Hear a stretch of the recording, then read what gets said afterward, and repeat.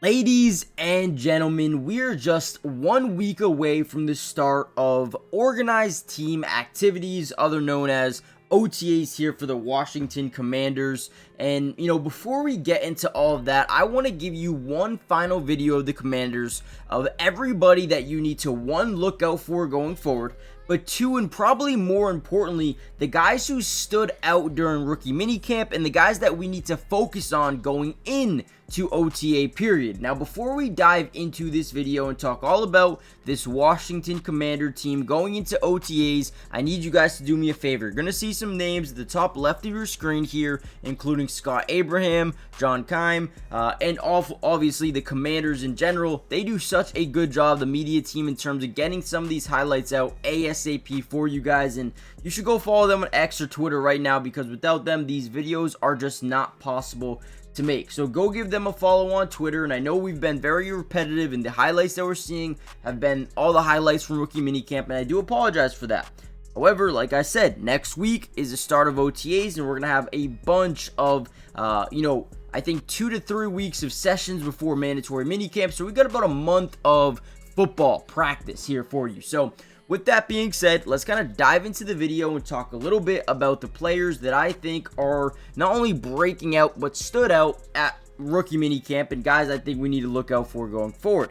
The first guy I want to talk about is wide receiver Jaylen Lane. Now, I know the highlights aren't going to match up here. We weren't able to see too many highlights from Jaylen Lane, but he's a guy that, the Commanders coaching staff is really excited about. Now, they took him at 128 overall in this year's NFL draft, and he's a guy that I don't talk too much about so far in these rookie minicamp videos, but he's got a really good blend of size, speed, and just elusiveness, and he's got an elite ability to make yards happen after the catch. So that's something you don't really find that late into the NFL draft, and he's eager to learn, to get better. He wants to be pushed every single day, and I think that kind of leadership in a player is something I'm very, excited about. Now, again, he was one of the top performers at minicamp, at rookie minicamp, so we'll have to see if that can kind of translate into OTAs over the next few days when he's going up against guys like Mike Sainristil and Trey Amos and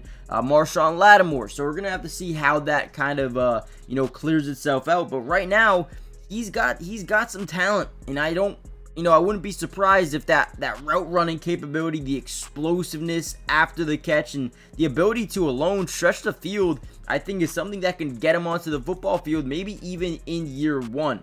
Now, also Gabe Taylor, right? Gabe Taylor, I know we're showing a lot of Ja'Cory Krosky-Merritt right now, but Gabe Taylor, the brother of, obviously, we know, Sean Taylor, this guy came out here and showed energy, emotion, ambition, and was explosive. Played extremely fast, made every rep like it was his last, and that was one thing that made me really excited about what he could bring to this football team. I think that explosiveness in that second level could be absolutely game-changing. Now, I am going to go back to Ja'Cory Krosky-Merritt for a second, because again, safeties and running backs, they're very difficult to kind of break down in terms of rookie minicamp and what they're showing.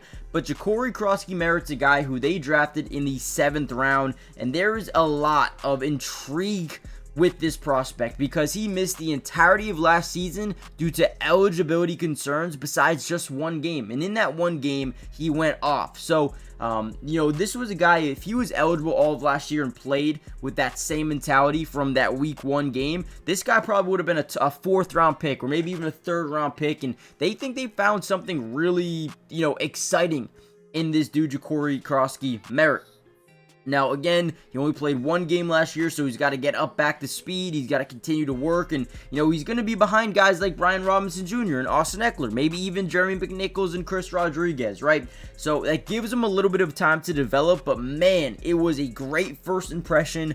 He really wanted to work on blocking releases, getting off the snap of the ball, block, boom, release into your route. I thought he did a really good job kind of just staying focused and grinding all rookie minicamp long. Now, before we get any further into this video, we still have a lot to talk about, to be honest.